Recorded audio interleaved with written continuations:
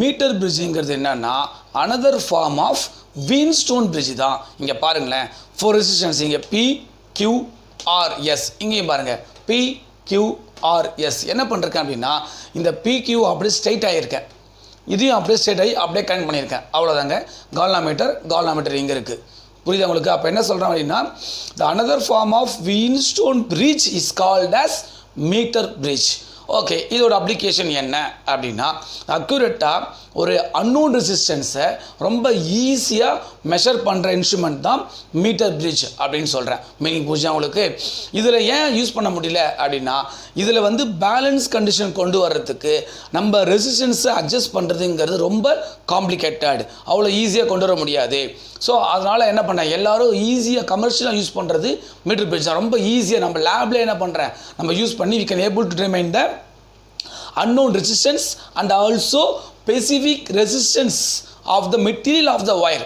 அந்த ஒயர் வந்து எந்த மெட்டீரியலை உருவாக்கியிருக்காங்களோ அந்த மெட்டீரியலோட ஸ்பெசிஃபிக் ரெசிஸ்டன்ஸ் ஆர் ரெசிஸ்டிவிட்டி அதையும் நம்ம ஈஸியாக கண்டுபிடிச்சிடலாம் by using the meter bridge.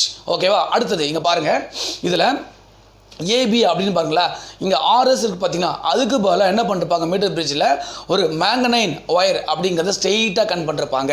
அப்படி கனெக்ட் பண்ணும்போது இங்கே என்ன சார் ஆகும் அப்படின்னா இந்த இடத்துல இது ஃபுல்லாகவே என்ன ஆகும், ஒரு ஸ்ட்ரெயிட் ஒயராக வந்துருக்குங்க பாருங்கள். இது ஃபுல்லாக என்னது, இது போல் ஒரு ஸ்ட்ரெயிட் லைனிங் இருக்கும், இது போல் ஒரு அவ்வளோதாங்க. இந்த ஏபி அப்படிங்கிறது ஒரு மேக்னைன் ஒயர். ஓகே, இது எப்படி இருக்கும் அப்படின்னா யூனிஃபார்ம் மேக்னைன் ஒயர் அப்படின்னா கிராஸ் செக்ஷன் ஏரியா இங்கே பாருங்கள், இங்கே பாருங்கள், இங்கே பாருங்கள், எப்படி இருக்கும், எல்லாமே சேமாக தான் இருக்கும். ஏ தான். There is no change in the cross sectional area, மாறாது. அவர் லென்த் எவ்வளோ அப்படின்னா 1 மீட்டர் ஆர் 100 சென்டிமீட்டர். இந்த மேக்னைன் ஏன் யூஸ் பண்ணுறாங்க அப்படின்னா அவ்வளோ சீக்கிரம் இதோட ரெசிஸ்டன்ஸ் என்னது சேஞ்ச் ஆகாது. ஏன்னா நம்ம என்ன பண்ணோம், கரண்ட் இங்கே பாஸ் பண்ணும்போது அங்கே ஹீட் ப்ரொடியூஸ் ஆகும்.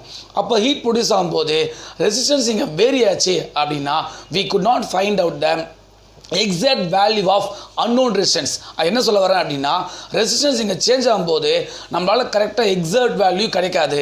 ஓகேவா? அப்போ என்ன பண்ண போகிறேன் அப்படின்னா இந்த மேக்னைன் யூஸ் பண்ணும்போது ஈஸியாக ரெசிஸ்டன்ஸ் இது சேஞ்ச் ஆகாது வித் ரெஸ்பெக்ட் டு அது டெம்பரேச்சர். இவ்வளோதாங்க. ஓகே, பண்ணிருக்கேன் புக்கில் டயக்ராம் அப்படியே போட்டிருக்கேன். இப்போ என்ன பண்ணிருக்கேன் அப்படின்னா இந்த வுட்டு மேலே என்ன பண்ணிருப்பாங்க, ஒரு ஒயர் என்ன பண்ணிருக்கேன் அப்படின்னா ஒரு காயில் ஃபார்மில் சுற்றிருப்பாங்க. அதுதான் என்ன சொல்லிருக்கேன், பீன்னு சொல்கிறாங்க. அந்த பீக்கு வந்து என்னென்னு சொல்லுவோம் அப்படின்னா அன்னோன் ரெசிஸ்டன்ஸ். அதுக்கு என்ன பண்ணிருக்கேன், கேப் 1ல் என்ன பண்ணுறேன், கனெக்ட் பண்ணியிருக்கேன். இந்த Q அப்படிங்கிறது நோன் ரெசிஸ்டன்ஸ், அது கேப் 2ல் கனெக்ட் பண்ணிருக்கேன். இதுதான் மீட்டர் பிரிட்ஜோட டயக்ராம்ஸ். ஓகேவா? ரொம்ப ஈஸியாக இருக்கும். இந்த செட்டப்ஸ் எல்லாமே எங்கே சார் இருக்கும் அப்படின்னா ஒரு உடன் போர்டு மேலே வச்சுருப்பாங்க. இது 1 மீட்டர் ஸ்கேல், இது ஆர் 100 சென்டிமீட்டர். இது இங்கே வந்து பிளாக் கலரில் போட்டிருக்கேன், பார்த்தா ஏபின்னு போட்டிருக்கேன் பார்த்தீங்களா. அந்த ஏபிங்கிறது ஒன்றும் கிடையாது, மேக்னைன் ஒயர். ஓகேவா? அதுக்கப்புறம் என்ன பண்ணுறேன், இந்த ஜாக்கியை கனெக்ட் பண்ணிருக்கேன். எப்படி கனெக்ட் பண்ணியிருக்கேன் அப்படின்னா த்ரூ கால்னாமீட்டர் அண்டு ஹெச்ஆர்ங்கிறது ஐ ரெசிஸ்டன்ஸ், அது வழியாக கனெக்ட் பண்ணிருக்கேன். ஈங்கிற பாயிண்டில் கனெக்ட் பண்ணியிருக்கோம். உங்களுக்கு புரிஞ்சிச்சா? இது சைங்கிறது என்னென்னா இஎம்எஃப் ஆஃப் த லெக்லாஞ்சி செல். இது வந்து அது கீ, அவ்வளோதாங்க, வேற ஒன்றும் கிடையாது. இந்த கருப்பு கலரில் போட்டிருக்கோம் பார்த்தீங்கன்னா இது எல்லாமே is called as copper strips அப்படின்வாங்க. ஓகே, புரிஞ்சிச்சா உங்களுக்கு? லெக்லாஞ்சி செல் என்ன பண்ணுறேன், சப்ளை வந்து கொடுக்கும்போது இது வழியாக கரண்ட் பாஸ் ஆகுது.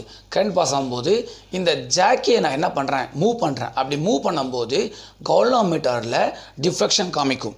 அப்படி டிஃப்ளெக்ஷன் காமிக்கும் போது பர்டிகுலர் லென்த்தில் என்ன ஆகும், கால்னாமீட்டர் ஸோ நல் டிஃப்ளெக்ஷன். அப்படி ஸ்டாப் பண்ணுங்கள். இப்போ பாருங்களேன், ஈஸியாக சொல்கிறேன். வீன்ஸ்டோன் பிரிட்ஜில் என்ன பண்ணுவோம், வீன்ஸ்டோன் பிரிட்ஜில் இந்த ரெசிஸ்டன்ஸ் ஆரையும் எஸ்ஸையும் என்ன பண்ணுவோம், நம்ம சேஞ்ச் பண்ணி கால்னாமீட்டரில் 0 டிஃப்ளெக்ஷன் கொண்டு வருவேன். ஆனால் இந்த கேஸை பொறுத்த வரைக்கும் என்ன பண்ண போகிறேன், இந்த லென்த்தை மட்டும் மாதிரி வேரி பண்ணுறேன்.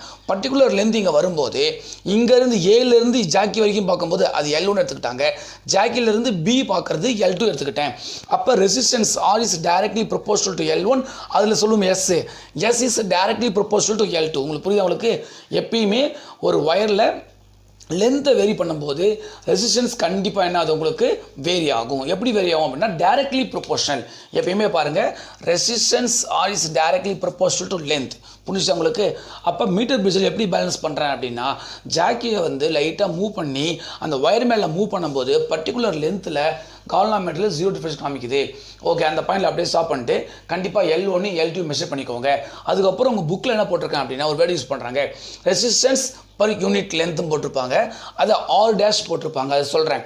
ஜென்ரலாக ரெசிஸ்டன்ஸோட ஃபார்முலா என்ன அப்படின்னா ரோ எல் பை ஏ. ஏங்கிறது உங்களுக்கு தெரியும், அந்த ஒயரோட கிராஸ் செக்ஷன் ஏரியா. அதை நான் வந்து காமிச்சிட்டேன் ஆல்ரெடி.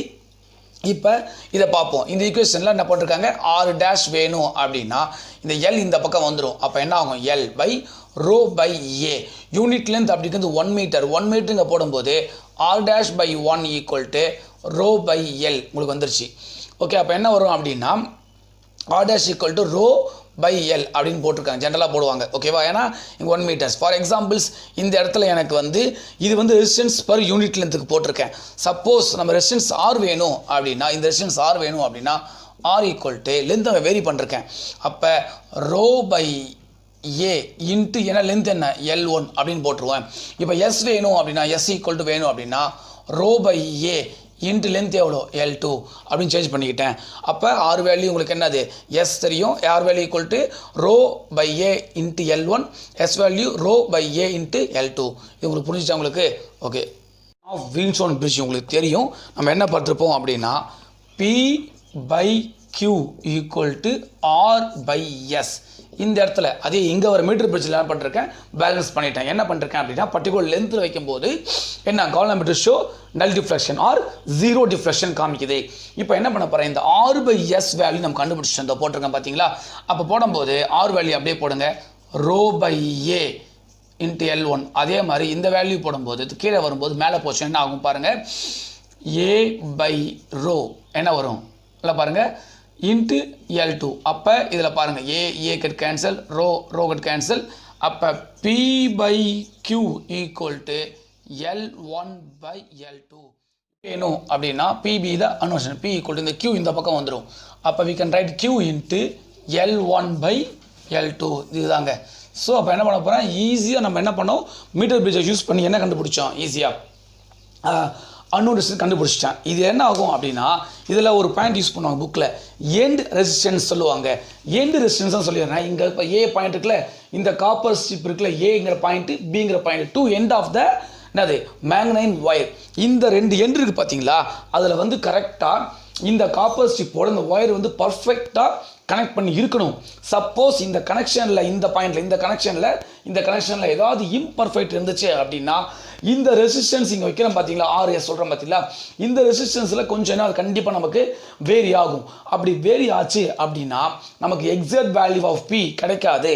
அப்போ என்ன பண்ணணும் அப்படின்னா மறுபடியும் இந்த எக்ஸ்பெரிமெண்ட்டை என்ன பண்ணுறேன் எப்படி பண்ணுறேன் அப்படின்னா by interchanging the resistance of P and Q. இந்த P தூக்கி எங்கே போடுறேன், கேப் 2ல் போட்டேன். இந்த Q நோன் ரெசிஸ்டன்ஸ் தூக்கி எங்கே போடுறோம், G1ல் போடுறேன். கேப் 1ல் போட்டு எகெயின் ரிப்பீட்டட் எக்ஸ்பெரிமெண்ட் கண்டுபிடிச்சி எகெயின் என்ன பண்ணுறேன், P வேல்யூ கண்டுபிடிக்கிறேன். 2 வேல்யூ P வந்துச்சு பார்த்தீங்களா, அந்த ரெண்டுத்துக்கு என்ன பண்ணுறேன் அப்படின்னா ஆவரேஜ் வேல்யூ பார்க்கும்போது we got the exact value of P கிடைச்சிரும். ஓகே, இப்போ Pங்கிறது அன்னோன் ரெசிஸ்டன்ஸ் கண்டுபிடிச்சாச்சு உங்களுக்கு தெரியும்.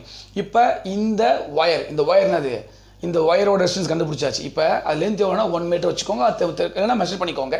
அடுத்தது இந்த ஒயரோட என்ன பண்ண போகிறேன், ரேடியஸை மெஷர் பண்ணணும். ஓகேவா? ரேடியஸ் எப்படி மெஷர் பண்ணுறது அப்படின்னா பை யூஸிங் ஸ்க்ரூ கேட்ச். அதை யூஸ் பண்ணி டயமீட்டரை கண்டுபிடிக்க, டயமீட்டரில் பாதியானது ரேடியஸ் கண்டுபிடிச்சாச்சு. அதுக்கப்புறம் என்ன பண்ண போகிறேன் அப்படின்னா resistivity of the material of the wire. இந்த ஒயர் எந்த மெட்டீரியல் பண்ணிருக்காங்களோ அந்த மெட்டீரியலோட என்ன பண்ண போகிறேன், ரெசிஸ்டிவிட்டி ஆர் ஸ்பெசிஃபிக் ரெசிஸ்டன்ட்டை கண்டுபிடிக்க போகிறேன். ஃபார்முலா என்ன அப்படிங்கிறது உங்களுக்கு நல்லாவே தெரியும். ரோ ஈக்குவல் டு என்ன ஃபார்முலா அப்படின்னு பார்க்கும்போது என்ன ஃபார்முலா யூஸ் பண்ணுறேன், இங்கே என்ன பண்ணுறேன் ஆர் இங்கே என்ன ரெசிஸ்டன்ஸ் எவ்வளோ, P ரெசிஸ்டன்ஸ் போட்டங்க. ஓகேவா? அதுக்கப்புறம் என்ன வரும் அப்படின்னா ஏரியா, என்ன ஏரியா, கிராஸ் செக்ஷன் ஏரியா அப்படி போட்டுருவோம் பார்த்தீங்களா, cross section area of the wire வேணும். பை என்ன வரும், length of the wire L. இதுதான் ஃபார்முலா. ஓகேவா? ரெசிஸ்டிவிட்டி. இப்போ எனக்கு அன்னோன் ரெசிஸ்டன்ஸ் கண்டுபிடிச்சிட்டேன், by using the meter bridge கண்டுபிடிச்சிட்டேன். இப்போ எனக்கு ஏரியா மட்டும் வேணும். இந்த ஏரியா பாருங்கள், இந்த ஒயர் இங்கே போட்டுருங்க, எப்படி பாருங்கள், லைக் ஏ சர்க்கிள் மாதிரி இருக்குது. ஓகேவா? இந்த சர்க்கிளில் இதோட ரேடியஸ் கண்டுபிடிச்சிட்டேன். அப்போ ஏரியா ஆஃப் த சர்க்கிள் என்ன அப்படின்னா P இன்ட்டு நமக்கு தெரியும் பை R ஸ்கொயர் போட்டாச்சு, by L. And the wire coil இருக்கு அதை extend பண்ணி by using the meter scale we can able to determine the length of the wire கண்டுபிடிச்சிடலாம். இது தெரிஞ்சுனா P into pi r square by L can able to determine the resistivity of the material of the wire கண்டுபிடிச்சிடலாம். Okay, thank you.